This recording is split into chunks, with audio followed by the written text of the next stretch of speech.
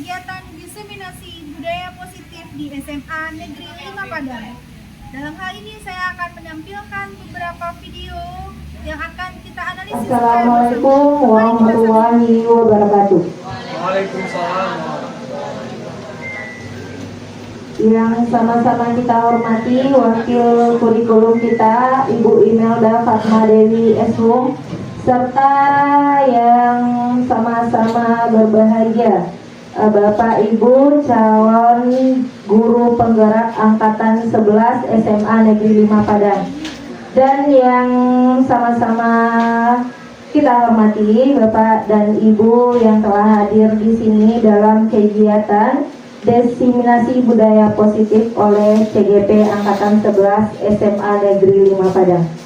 Puji syukur marilah kita ucapkan kehadiran Allah Subhanahu wa taala yang telah melimpahkan rahmat dan karunia-Nya kepada kita semua, sehingga hari ini kita dapat melaksanakan kegiatan diseminasi budaya positif calon guru penggerak angkatan 11 SMA Negeri 5 Padang, Kota Padang. Salawat serta salam tidak lupa pula kita hadiahkan kepada junjungan kita, yakni Nabi Muhammad Sallallahu Alaihi Wasallam, dengan hantaran kata Allahumma sholli ala Muhammad wa ala ali Muhammad. Baiklah, sebelum memulai kegiatan kita hari ini, marilah kita menyanyikan lagu Indonesia Raya dan Mars Guru Penggerak yang akan dipimpin oleh Ibu Geni Arini Pangestuti. Kepada Ibu Geni dipersilakan. Kepada hadirin dimohon berdiri.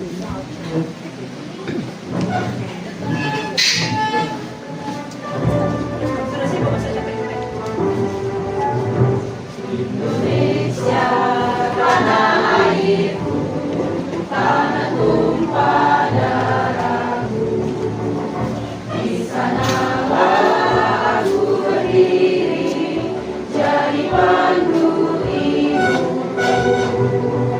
Indonesia kebangsaan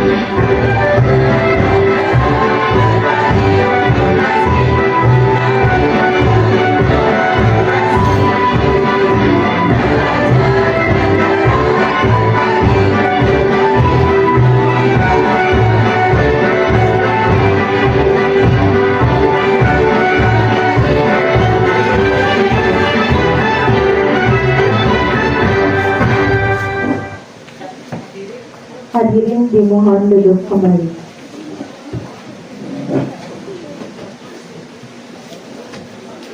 Baiklah, marilah kita mulai acara pertama kita hari ini, yaitu sambutan sekaligus membuka acara secara resmi oleh Ibu Pengawas Pendamping kita kepada Ibu Dra Reno Rahmi MPD. Disilakan.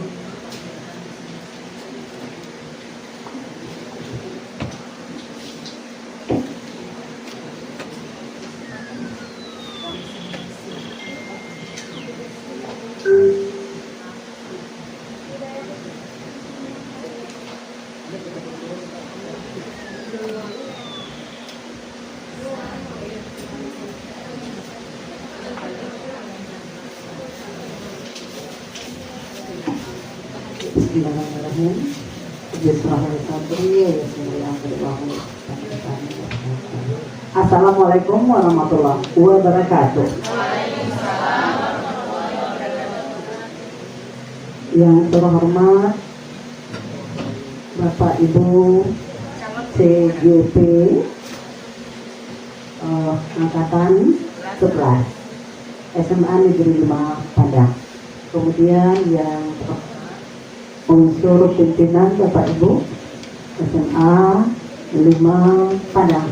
Kemudian seterusnya para Bapak dan Ibu guru yang mengikuti diseminasi aksi nyata budaya positif guru penggerak angkatan 11 di SMA Negeri 5 Padang. Oke. Salam dan puji syukur kepada Allah Subhanahu wa Ta'ala yang telah melimpahkan rahmat dan karunia-Nya sehingga dapat kita bersua dalam kegiatan diseminasi budaya positif CGP Angkatan 11. Kemudian salam dan salawat kepada Nabi besar Muhammad SAW.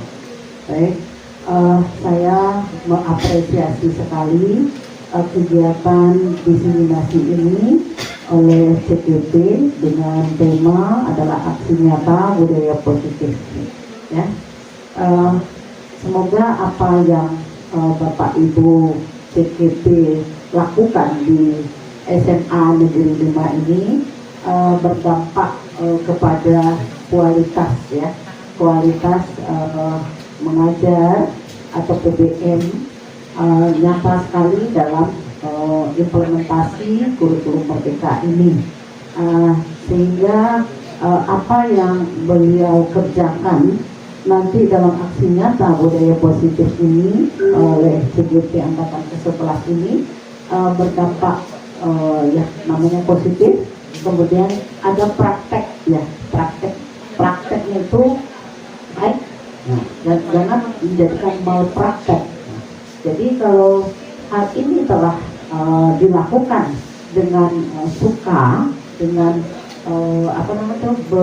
berkolaborasi dengan sesama guru yang dipandu nanti atau arahan dari Bapak Ibu CGP akan menghasilkan kualitas, ya, mengajar kualitas yang produk mendidik akan tertuang di dalam kegiatan proses belajar mengajar di SMA Negeri 5 Padang.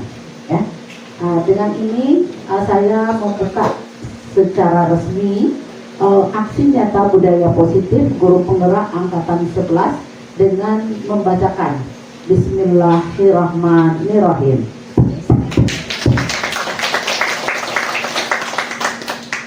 Semoga apa yang CGP angkatan 5 angkatan ke-11 di SMA Negeri 5 Padang berjalan dengan lancar, sukses, dilindungi Allah sampai selesainya nanti. Kalau ada bantuan basah jangan masuk ke dalam padi. Kalau ada dalam penyampaian salah, mohon maaf lahir batin. Assalamualaikum warahmatullahi wabarakatuh. Terima kasih kita ucapkan kepada Ibu Dra Reno Rahmi MPD yang telah membuka kegiatan kita pada hari ini. Baik, Selanjutnya penampilan diseminasi budaya positif oleh Ibu Nofri Dewi, calon guru penggerak angkatan 11 SMA Negeri 5 Padang. Kepada Ibu Nofri Dewi disilakan.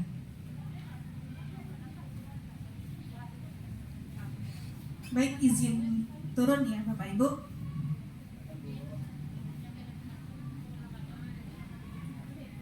Baik, Assalamualaikum warahmatullahi wabarakatuh. Tunjukkan kepada saya kalau semangatnya masih luar biasa walaupun sudah sore ya Bapak Ibu. Ya ulang, kalau saya sebutkan semangat pagi, jawabannya pagi, pagi, pagi, luar biasa. Oke, semangat. Nah, oke. Nah, semangat pagi, pagi, pagi, pagi, luar biasa. Tepuk tangan untuk kita semua. Baik, untuk selanjutnya tepuk tangannya kita ganti dengan prok prok prok love. Begitu ya Bapak Ibu, mari kita tebarkan cinta untuk kita semua. Baik, dalam hal ini saya diberikan kesempatan berdiri di sini untuk melaksanakan diseminasi budaya positif di SMA Negeri 5 Padang. Perkenalkan, nama saya Nofri Dewi SPD, mata pelajaran Bahasa Indonesia. Dalam hal ini CGP Angkatan 11 SMA Negeri 5 Kota Padang. Baik, lanjut slide-nya. Nah, berikut. Lanjut. Ya, ini dia. Ini slide kita. Jadi di sini ada bahasa disiplin positif ya Bapak Ibu. Seperti yang kita tahu ada tim disiplin gitu. Nah, sebelum kita masuk ke disiplin positif itu dan tim disiplin itu, kita sendiri harus tahu dulu apa sih sebenarnya disiplin. Nah, menurut Bapak Ibu, apakah yang dimaksud dengan disiplin itu? Apakah sudah menerapkan yang disiplin itu? Ada yang tahu mengenai disiplin? Ada yang mau berkomentar? Ada? Nah, mungkin seperti yang kita tahu disiplin itu, yang kita tahu adalah tata tertib, aturan, kepatuhan, seperti itu kalau kita lihat kamus bahasanya ya Bapak Ibu. Jadi yang positif, jika disiplin positif berarti aturan-aturan positif, begitu. Tetapi aturan yang kita terapkan di SMA Negeri 5 Padang apakah sudah sesuai dengan aturan-aturan yang memang disenangi oleh siswa? Nih topik bagus juga nih. Aturan tetapi disenangi oleh siswa. Kebanyakan aturan, kalau bahasa siswanya aturan untuk dilanggar, Bu. Nah, kita harus ubah paradigma seperti itu Bapak Ibu. Jadi di sini yang pertama, disiplin. Disiplin di situ adalah kontrol diri. Siapa yang bisa mengontrol diri kita? Apakah orang lain? Apakah guru? Kita sendiri, bagus sekali. Yang bisa mengontrol diri adalah kita sendiri. Nah, hal tersebut ya wajib kita lakukan atau kita laksanakan sehingga siswa itu memang benar-benar dia bisa mengontrol dirinya sendiri. Jadi kita tidak perlu, hei kamu kesini, taati aturan yang berlaku. Kamu tahu apa aturan di sekolah ini kan? Jadi tidak harus seperti itu Bapak Ibu. Jadi kita nggak susah-susah lagi kalau disiplin positif ini sudah benar-benar ada dalam hati siswa kita, apalagi kita juga ya Bapak Ibu. Nah, di sini untuk yang disiplin positif itu ada yang namanya teori motivasi. Ini pendapat beberapa ahli nih. Untuk menghindari hukuman, untuk mendapatkan imbalan, untuk menghargai diri sendiri, dan nilai kewajiban universal sehingga lahirlah keyakinan kelas. Sekarang yang jadi topik kita Bapak Ibu, keyakinan kelas. Nah, untuk yang keyakinan kelas tersebut, apakah menurut Bapak Ibu sama dengan peraturan kelas? Kira-kira sama nggak dengan peraturan kelas? Beda, ya beda. Apa sih bedanya? Boleh berkomentar. Umi Ii ya, disilakan kepada Umi Ii.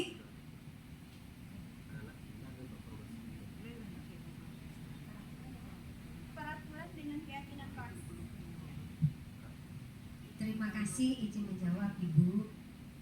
Kalau peraturan peraturan itu kan sepertinya ditentukan begini. Berarti kan siswa harus melaksanakan itu. Gitu. Kalau keyakinan kelas, kalau keyakinan kelas itu menurut pemikiran saya itu sudah istilahnya tidak jadi beban mereka. Sehingga artinya mereka memahami bahwa oh iya kita kan memang harus begini, oh iya tadi saya melanggar ini, seperti itu. Terima kasih. Oke, terima kasih untuk Umi Iing. Sesuai kesepakatan kita tadi apa Bapak Ibu? Kita berikan aplaus dengan cara prok love untuk Umi Iing. Benar ya, apa yang disampaikan Umi Iing untuk peraturan dan keyakinan kelas itu jauh berbeda. Peraturan kelas adalah aturan-aturan atau tata tertib yang wajib ada, baik di dalam kelas ataupun di sekolah. Sedangkan keyakinan kelas itu adalah nilai-nilai yang ada dalam aturan-aturan tersebut. Lanjut, nanti saya akan bahas lebih detail nih. Nah, kita mulai dari di sini dulu. Mulai dari diri. Ini bahasa yang menarik Bapak Ibu. Pada umumnya kita itu lebih banyak menilai orang lain dulu, tanpa melihat diri kita sendiri seperti apa. Benar nggak? Ada nggak yang gitu? Atau saya sendiri yang seperti itu? Ada nggak yang seperti itu? Ibu bagaimana Bu? Melihat diri dulu baru melihat diri orang lain. Oh, luar biasa untuk Ibu.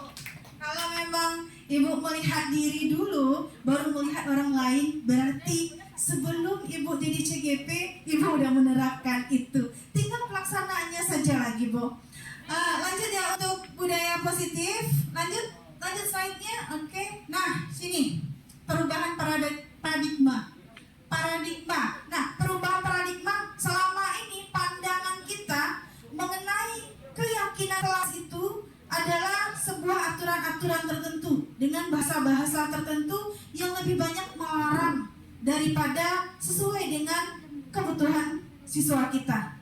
Sedangkan yang harusnya di dalam paradigma untuk keyakinan kelas adalah bagaimana caranya siswa tersebut memahami nilai-nilai yang ada di dalam aturan-aturan tersebut. Itu. Lanjut berikut.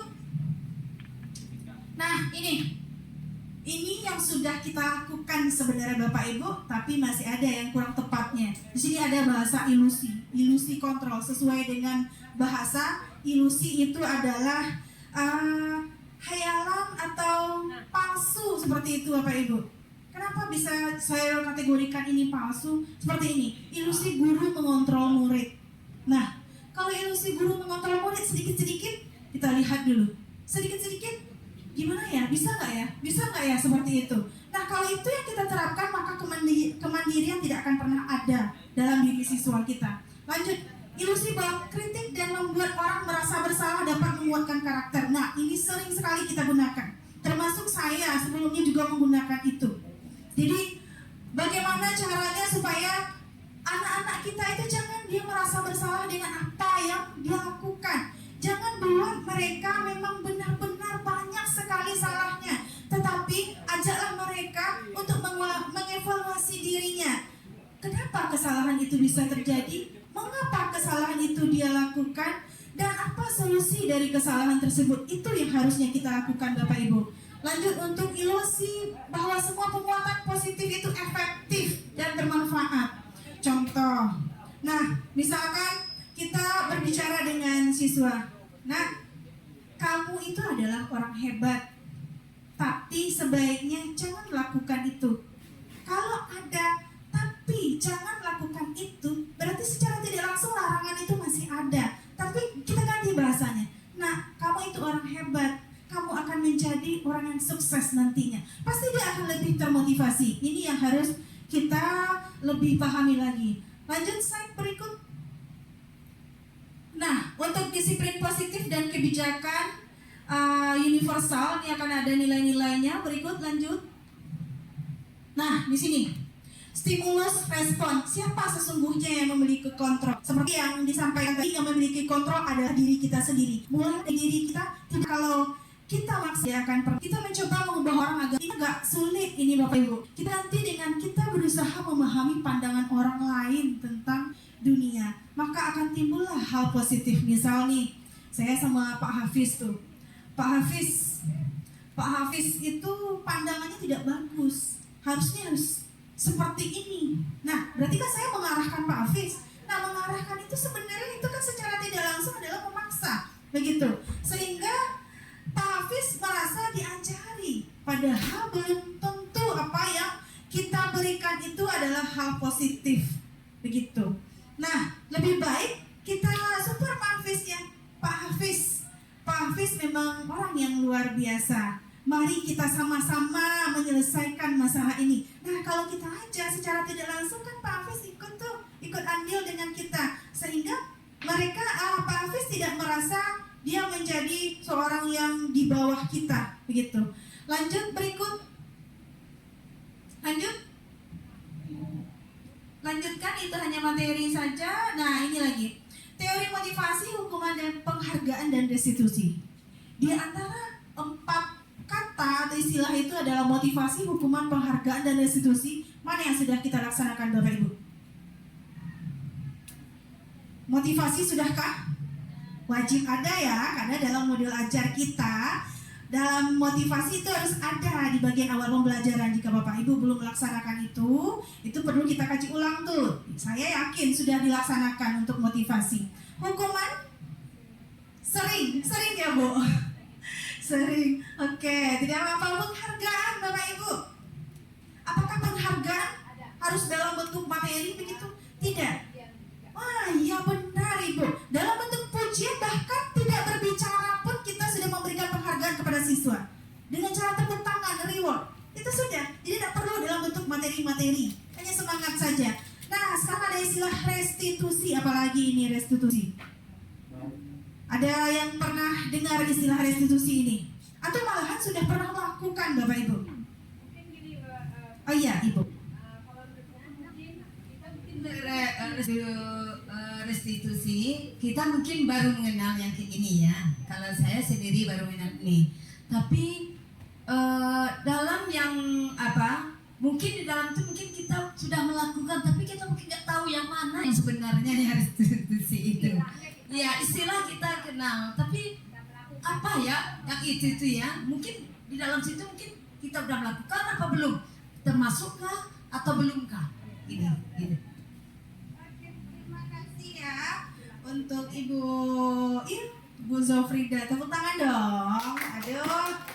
Semangat Bapak Ibu. Masih. Oke, kita lanjutkan slide berikutnya ya. Kita tidak berlama-lama nih. Lanjut. Nah, ini siapa nih Bapak Ibu? Ki Hajar Dewantara. Bagaimana Ibu mengenal Ki Hajar Dewantara? Kenal baik? Bapak pendidikan kenal dari foto. Yang penting adalah kita kenal dengan bahasanya di sana. Intinya dalam merdeka itu artinya tidak hanya terlepas dari perintah, akan tetapi juga buat memerintah diri sendiri.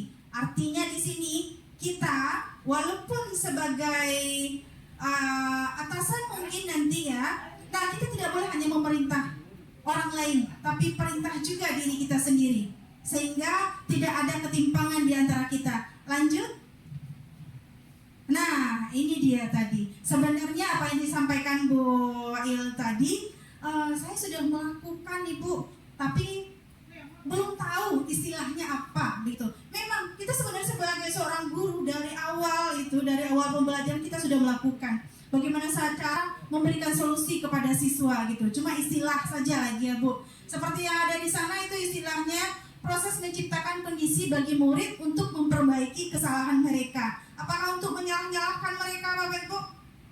Tidak ya, tidak untuk menyalahkan. Tetapi bagaimana cara memperbaiki kesalahan mereka? Memang dari diri mereka. Begitu. Jadi tidak dari diri orang lain. Oke, lanjut. Nah, lanjut. Ini bisa kita pelajari saja. Nah, keyakinan kelas. Lanjut keyakinan kelas, slide berikut. Nah, mengapa tidak peraturan saja? Mengapa harus keyakinan kelas? Nah, sebenarnya ini sudah saya singgung di awal ya Bapak Ibu. Kalau aturan lebih bersifat memaksa. Mau tidak mau harus mau, begitu. Tetapi kalau keyakinan kelas itu anak-anak itu atau siswa kita bisa menilai sendiri, ini disiplin itu termasuk ke nilai apa itu. Nah, terus satu lagi, nanti kalau misalkan mengumpulkan tugas tepat waktu, masuk ke nilai apa lagi? Kalau mengumpulkan tugas tepat waktu itu lebih ke bertanggung jawabnya, mungkin Bapak Ibu ya. Selain disiplin, tentu nanti bertanggung jawab. Lanjut. Nah, di sini ada budaya positif, ruang lingkup besarnya, lingkungan positif, keyakinan kelas dan peraturan kelas. Lanjut. Nah, sekarang ada istilah kesepakatan kelas. Tadi saya udah bilang juga ada keyakinan kelas, ada juga aturan, begitu. Nah, kita bedakan Bapak Ibu. Kalau aturan itu lebih ke kepatuhan. Jadi mau tidak mau seperti tadi. Jadi harus patuh. Nah, tidak ada toleransi di sana. Kalau untuk kesepakatan kelas, namanya saja kesepakatan. Dari bahasa kesepakatan lahir berarti dari minimal dua belah pihak. Nah, itu kita musyawarahkan sehingga datanglah dan ada hasilnya seperti ini. Contoh, kami guru dan murid yang saling menyayangi. Nah, kalau itu yang kita gunakan, kita enak nggak kira-kira Bapak Ibu dengan siswa? Nggak ada tuh marah-marah lagi keluar sampai tensinya 200, habis itu masuk rumah sakit dan segala macam ya dengan marah-marah ke siswa. Jadi kita gunakan yang baik-baik saja. Terus lanjut. Nah, di sini ada pendalaman keyakinan kelas. Di keyakinan kelas itu ada terlihat, ada terdengar, dan ada juga berperilaku. Sebenarnya itu ada hubungan timbal balik nih Bapak Ibu. Contohnya kalau yang keyakinan kelas yang terlihat seperti apa? Terlihat, nampak sama mata kita. Apa contohnya itu? Bersalaman bisa? Bersalaman setiap paginya itu kan keyakinannya, keyakinan kelas. Bersalaman kan tidak harus di luar sana ya, di luar sekolah. Kalau di dalam juga kan siswa kita masuk, assalamualaikum Bu. Habis itu dia bersalaman dengan kita. Itu udah termasuk keyakinan kelas yang terlihat. Nah, terdengar bagaimana Bapak Ibu? Jadi terdengar. Apa itu contohnya? Dia minta izin keluar ke pamit, jadi dia minta izin saya keluar sebentar. Oh iya, bagus benar Ibu. Ibu kayaknya luar biasa sekali ya Bu. Sudah banyak ilmu di sini nih. Memang saya juga ibaratnya harus membuka diri juga. Karena ini dalam belajar juga ternyata banyak juga ilmu yang bisa didapatkan dari yang lain. Nah, memang benar. Contohnya cara siswa meminta izin. Kan disampaikan itu, berarti bisa kita dengar. Bu, izin Bu keluar. Kan enak ya Bu ya. Daripada siswa itu kita saat mau ngajar nih, terus dia melejit aja keluar. Nah kan nggak enak juga. Dilihat nggak ada sopan santunnya ya Bapak Ibu. Nah terus berperilaku. Sebenarnya berperilaku juga udah nampak di sana. Jika dia minta izin kepada kita, otomatis perilakunya sudah baik sekali. Berikut lanjut. Nah, di sini ada peraturan, ada keyakinan kelas. Nah, ini yang saya sampaikan tadi. Di sana ada peraturannya, selalu kembalikan buku ke tempatnya. Keyakinan kelasnya adalah tanggung jawab. Makanya saya sampaikan tadi, keyakinan kelas itu dalam bentuk nilai-nilai yang ada dalam kelas tersebut. Nah, mungkin yang sudah kita lakukan baru sampai ke tahap kesepakatan kelas. Ada aturan, ada kesepakatan kelas. Nah, keyakinan kelas, mari bersama-sama Bapak Ibu kita lakukan ini untuk semua guru dan semua warga sekolah di sini. Bahkan tidak hanya untuk ke siswa saja, sehingga kita bisa saling menghargai. Lanjut berikut. Nah, ini sudah saya terapkan di pembelajaran saya Bapak Ibu. Dihukum oleh penghargaan. Nah, di sana dituliskan penghargaan menurunkan kualitas, penghargaan mematikan kreativitas, penghargaan mengurangi motivasi intrinsik. Kapankah itu terjadi jika kita tidak menghargai apa yang telah dilakukan oleh siswa tersebut? Nah, cara misalkan gini, mengubah aturan itu menjadi hal yang menyenangkan bagi siswa. Keyakinan kelas yang sudah saya lakukan ya, datanglah tepat waktu sehingga kita bisa belajar bersama. Sebenarnya kan kita hanya menyampaikan siapa yang tidak datang tepat waktu maka akan ada hukumannya, begitu. Nah, untuk yang ini kita ganti saja dengan bahasa yang seperti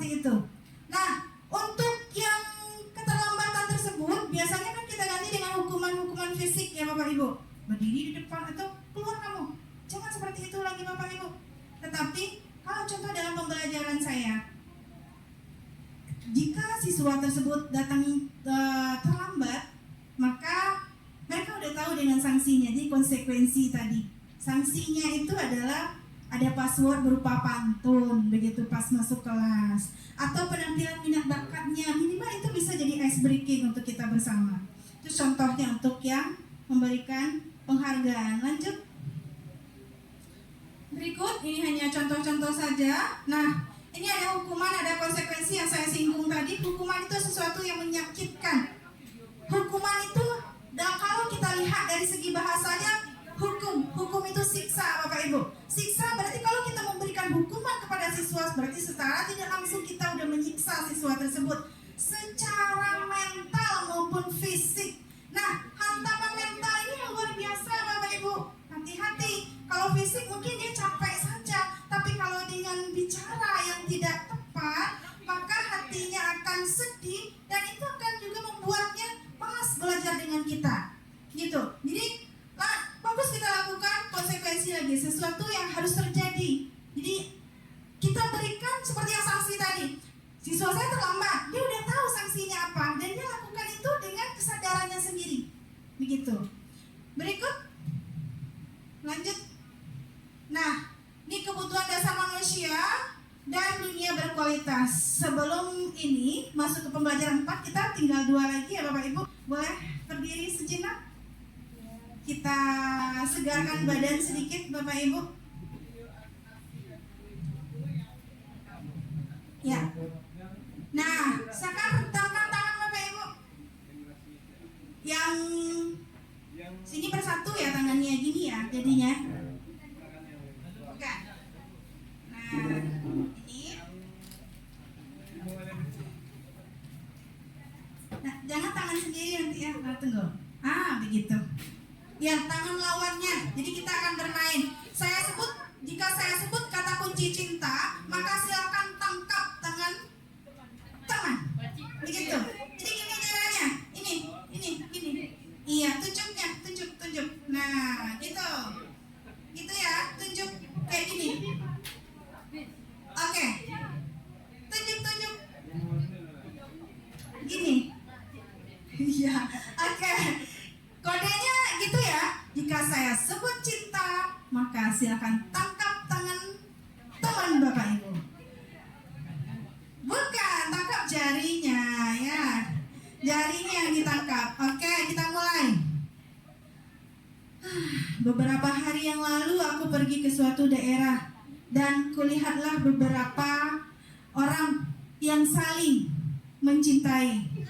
Belum kan mencintai, maunya cinta gitu. Kayaknya Bapak Ibu semangat sekali ya. Oke, tidak apa-apa. Sekarang lanjutkan. Orang yang saling mencintai itu, konsentrasi lagi, mencintai itu bernama cinta. Dapat.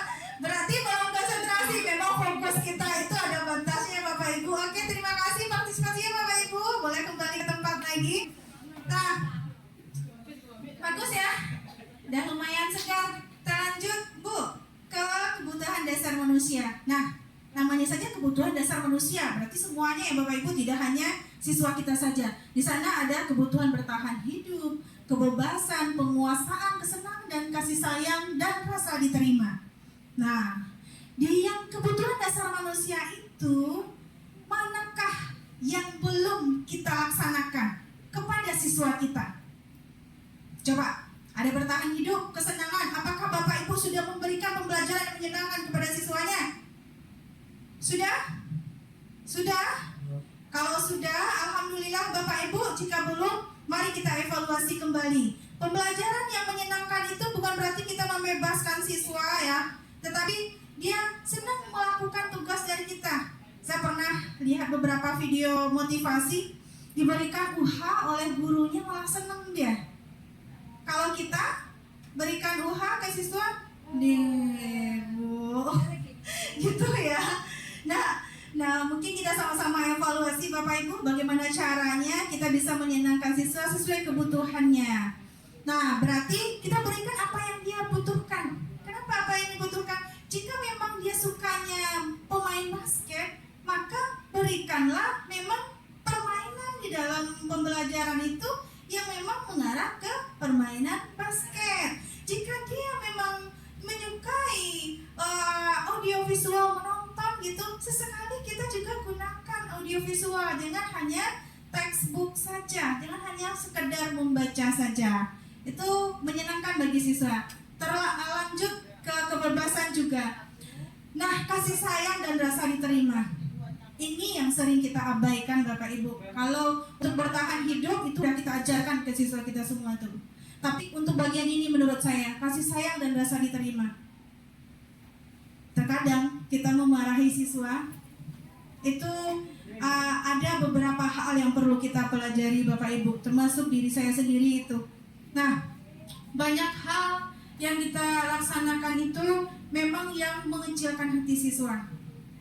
Ada hal-hal yang tidak perlu kita ucapkan gitu, tapi terucapkan sehingga kasih sayang dan rasa diterima itu tidak ditemukan. Misalkan gini, anak ini sering terlambat, terus kita berikan hukuman. Kali pertama dia terlambat, kali kedua terlambat lagi, kali ketiga terlambat lagi, kali keempat itu tidak diizinkan masuk. Dan dia bersedia saja tidak diizinkan masuk tanpa membela diri. Tapi setelah kita telusuri ternyata dia punya alasan untuk terlambat. Bisa jadi merawat orang tuanya, bisa jadi dia ketiduran malam, atau dia yang bertanggung jawab terhadap keluarganya. Jadi sebaiknya Bapak Ibu, jika ada masalah mari kita bicarakan dulu dengan siswanya, jangan langsung memberikan hukuman. Itu kasih sayang dan rasa diterima. Berikut. Lanjut. Oke, lanjutkan. Nah, ini ada 5 posisi kontrol. Berikut 5 posisi kontrol. Di sini ada penghukum, pembuat orang merasa bersalah, teman, pemantau, dan manajer. Nah, sebagai penghukum berarti kita memberikan atau menyiksa siswa kita. Contoh, jika kamu tidak membuat pembelajaran hari ini, latihan hari ini, maka besok ibu tambah lagi. Jika enggak juga, maka ditambah lagi. Yang satu saja belum selesai Bapak Ibu, apalagi ditambah-tambah terus. Itu menghukum mereka. Jangan. Mari kita selesaikan. Membuat orang merasa bersalah ini, membuat orang merasa bersalah ini sering sekali ini kita lakukan. Kalau kamu tidak seperti ini, tidak akan terjadi ini. Ini semua gara-gara kamu. Nah, itu kan secara tidak langsung itu adalah untuk membuat rasa bersalah. Teman, nih hati-hati Bapak Ibu untuk teman. Apalagi guru-guru muda ya, termasuk saya. Masih muda ya Bapak Ibu ya. Memuji diri sendiri. Kan tadi mulai dari diri sendiri. Maka kita pujilah diri kita sendiri. Semoga orang lain juga memuji kita. Itu ya. Nah, teman, kalau kita terlalu dekat dengan siswa, maka dia akan rasa menghargai itu akan mulai menipis tuh. Jadi kita boleh dekat dengan siswa, tetapi kita jangan menjadi siswa. Nah, itu yang perlu kita garis bawahi. Terus pemantau. Pemantau berarti seperti mengukur saja semuanya tuh, mengukur, menilai sedikit-sedikit. Kamu kok kayak gini sih, harusnya gini. Berarti masih mantau, masih mengarah-arahkan begitu, masih memerintah-merintah. Jangan Bapak Ibu. Terus yang harusnya kita lakukan adalah sebagai manajer, sesuai dengan namanya, manajer. Nah, biasanya kalau manajer Gramedia atau manajer Transmart, apa tugasnya Bapak Ibu? Manajer tuh, kan manajer tidak harus di sekolah ya. Kita lihat istilah manajer ada di luar sana. Manajer apa tugasnya? Memerintah saja? Tidak ya, tetapi mengelola. bagus, mengelola. Untuk manajer kita memang mengelola, harus bisa mengelola bagaimana caranya siswa kita ini bisa memanage dirinya sendiri dulu, baru menyelesaikan masalah yang lain. Semoga kita bisa ya melakukan yang manajer ya Bapak Ibu. Semoga bisa kita terapkan di SMA Negeri 5 Padang juga. Lanjut. Nah, ada pernyataan-pernyataan di sini. Saya kecewa sekali dengan kamu. Itu pembuat orang merasa bersalah. Benar. Dan untuk yang manajer, bagaimana kamu bisa menyelesaikan masalah ini? Berarti kan kita lemparkan kembali ke mereka itu, dan mereka akan berpikir untuk menyelesaikannya dengan secara mandiri. Oke, lanjut. ya Bapak Ibu, segitiga restitusi. Oke, lanjut. Nah, di segitiga restitusi ini ada 3 tahap. Sebenarnya kita seperti yang disampaikan tadi, kita sudah melakukannya, tapi mungkin belum pas istilahnya gitu. Termasuk saya juga Bapak Ibu, ini juga ilmunya didapat dari sini. Nah, makanya kita berbagi atau sharing di sini. Jadi untuk segitiga restitusi ada 3 bagian. Yang pertama adalah menstabilkan identitas, di mana menstabilkan identitas itu adalah membuat siswa tersebut tidak hanya dia saja yang bersalah, tetapi sampaikan gini, nah ibu juga dulu seperti itu, seperti kamu, tapi ibu belajar dari pengalaman sehingga ibu bisa menyelesaikannya. Jadi kamu gak perlu merasa rendah diri, gak perlu merasa kamu yang paling salah di sana, tidak perlu itu. Itu menstabilkan. Nah, udah stabil baru kita tanyakan lagi Bapak Ibu. Yang validasi kebutuhan ini sebenarnya dia maunya apa gitu? Validasi kebutuhan. Di validasi kebutuhan ini sesuai dengan namanya validitas begitu. Nah, apakah yang dilakukannya itu sudah benar atau belum, sudah sesuai atau belum, itu bagian validasi. Jadi kita validkan gitu. Terus lanjut menanyakan keyakinan. Nah, apakah keyakinan itu sudah tahu dia kalau itu keyakinannya, kalau misalkan datang tidak tepat waktu, maka keyakinan dilanggar adalah keyakinan kedisiplinan kelas. Berarti ada yang tidak bertanggung jawab nanti. Apakah dia udah tahu mengenai itu? Nah, itu kita tanyakan ke mereka. Lanjut berikut, untuk segitiga restitusi ini Bapak Ibu, saya akan menampilkan sebuah video yang sudah memang saya lakukan kepada siswa. Ini siswanya ada 2 orang dengan 2 kasus. Kasus pertama itu sebentar, Ibu. Kasus pertama itu siswanya jarang mengumpulkan tugas, bahkan tidak pernah mengumpulkan tugas. Dan yang kedua adalah sering keluar masuk kelas. Itu masalahnya. Boleh kita tonton secara bersama-sama Bapak Ibu? Silakan diputar videonya.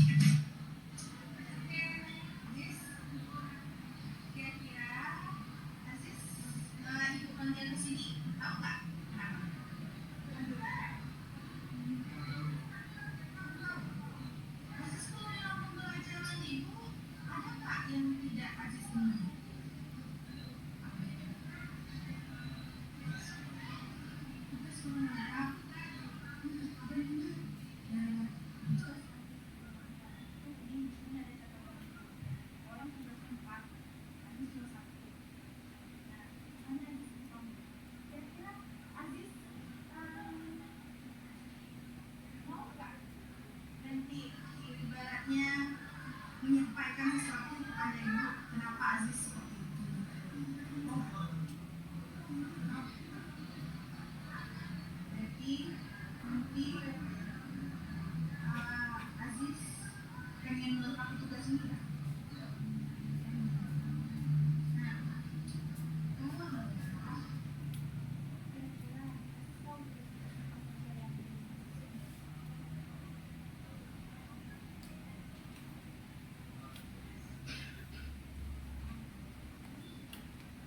jadi kita sebagai guru mapel juga merangkap sebagai guru BK ya Bapak Ibu, karena karakter siswa kita yang perlu juga kita benahi yang tidak bisa diselesaikan di dalam kelas. Nah, ini kita lakukan nih. Lanjut mungkin yang kedua, Bu Tasya, dipercepat saja videonya.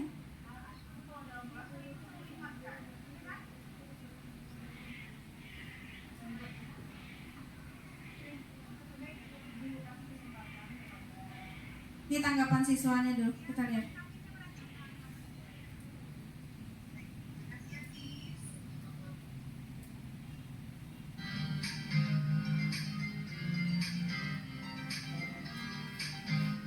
Ini namanya Dedek, Bapak Ibu. Nama Dedek gitu. Dia butuh perhatian nih.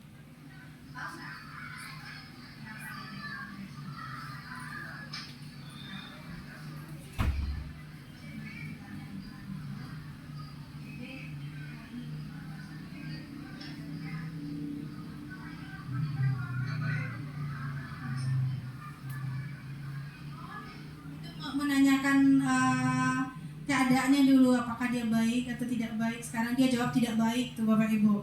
Nah, saya tanyakan kenapa tidak baik.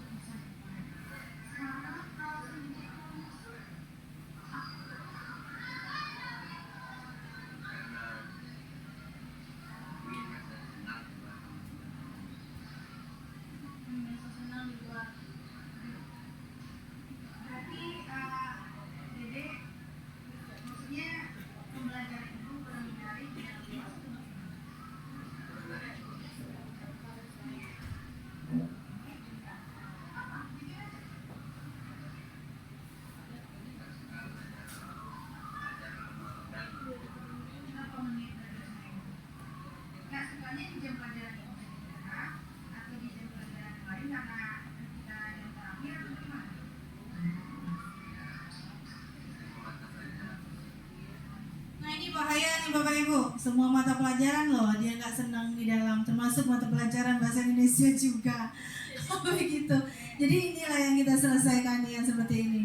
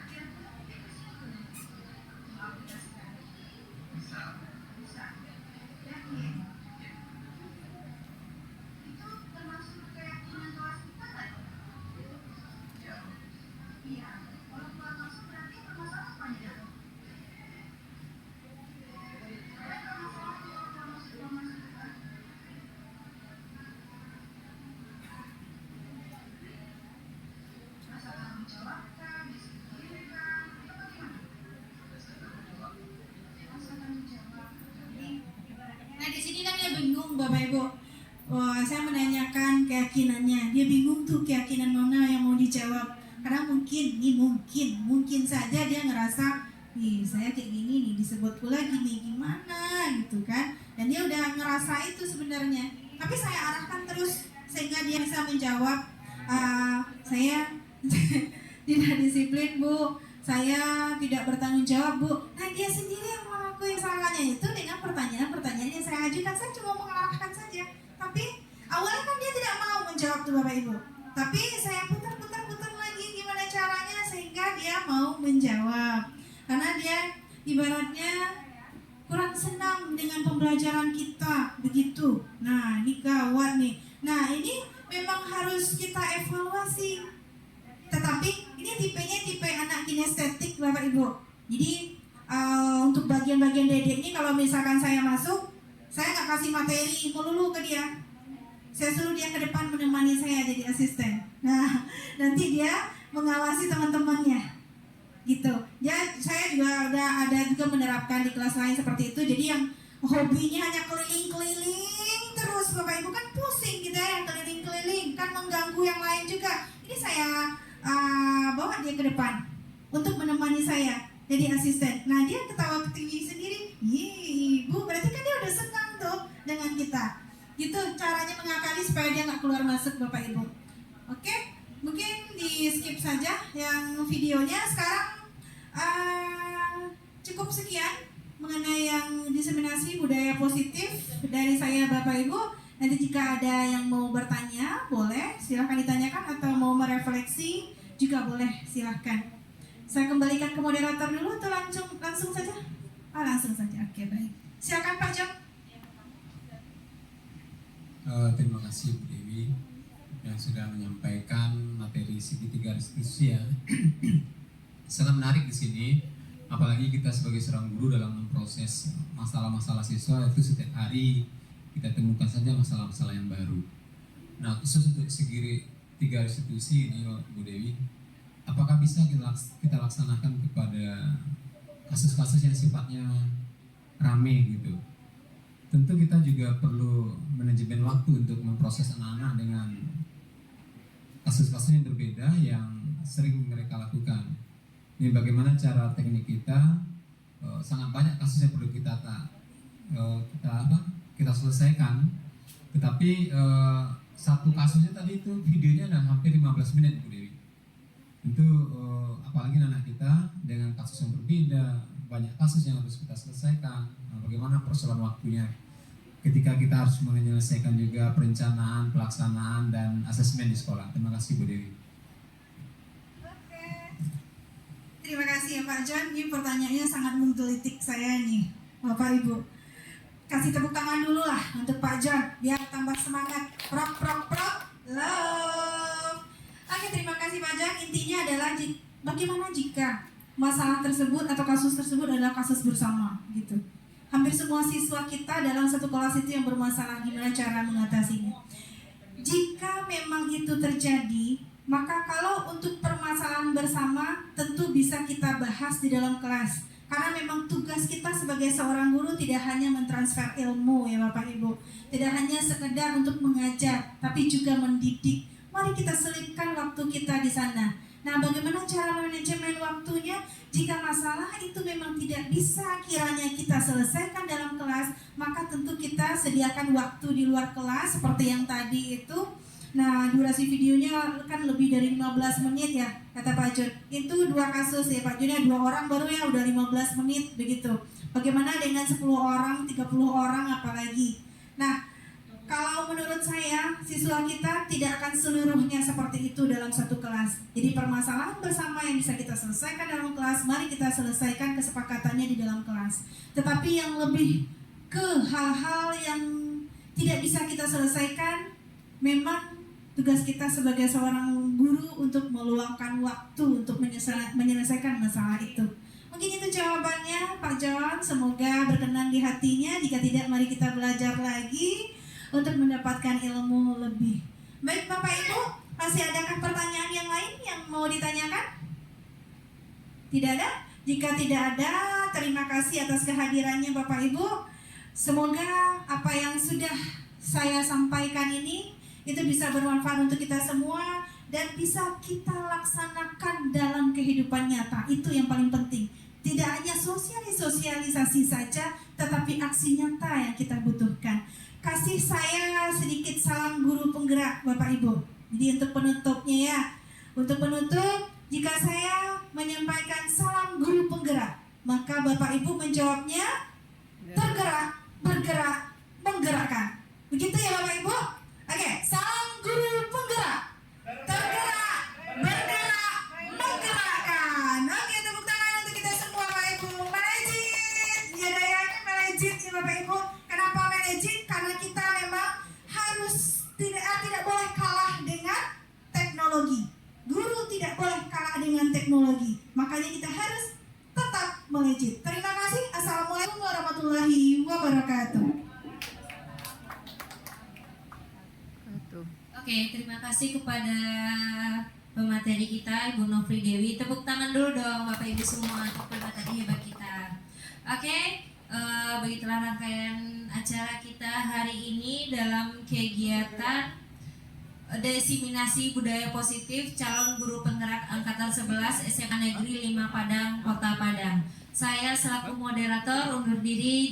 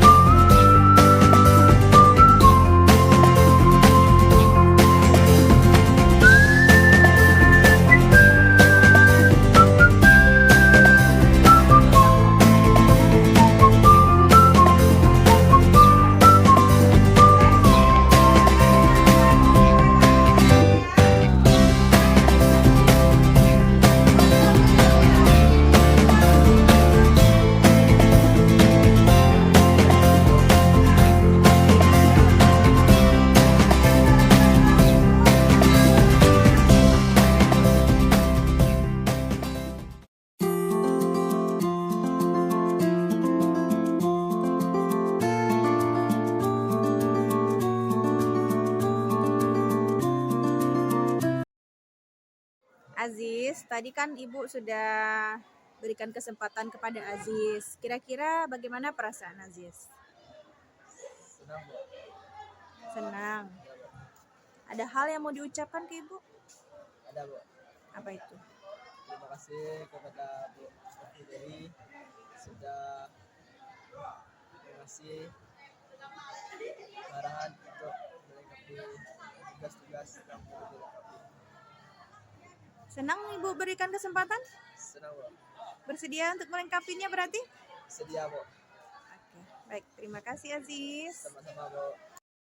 Dedek, tadi kan Dedek udah Ibu berikan kesempatan untuk supaya tidak keluar masuk lagi dalam kelas dan juga untuk pengumpulan tugas. Kira-kira bagaimana perasaan Dedek setelah Ibu lakukan studi kasus itu? Ya, saya berterima kasih kepada Ibu Nofri Dewi karena telah memberi kesempatan untuk saya memperbaiki nilai dan ingin merubah nilai saya agar lebih baik. Ya. Ada lagi yang mau disampaikan? Enggak, Bu. Sudah itu saja. Enggak, Bu. Senang nggak? Senang, Bu. Yakin? Yakin, Bu. Tidak dibuat-buat ya? Enggak, Bu. Oke, terima kasih Dedek. Sama-sama, Bu.